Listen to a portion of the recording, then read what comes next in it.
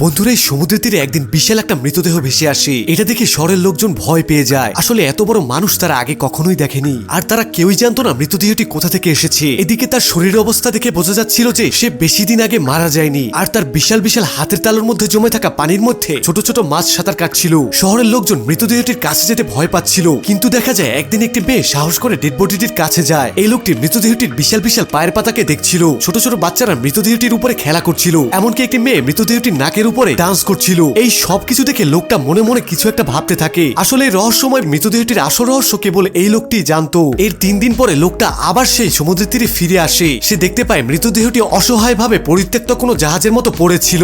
সমুদ্রের পানিতে আর রোদে পুড়ে ডেড বডিটি আস্তে আস্তে পচে যাচ্ছিল। শেষ পর্যন্ত লোকটি সাহস জোগাড় করে ডেড বডিটির উপরে উঠে যায়, আর সে দেখতে পায় শহরের লোকেরা ডেড বডিটির একটি হাত কেটে নিয়ে গেছে। এটা দেখে লোকটি বুঝতে পারে ভয়ঙ্কর কোনো বিপদ সামনে এগিয়ে আসছে। বন্ধুরা, পার্ট 2 দেখার জন্য একটি লাইক দিয়ে চ্যানেলটি সাবস্ক্রাইব করুন।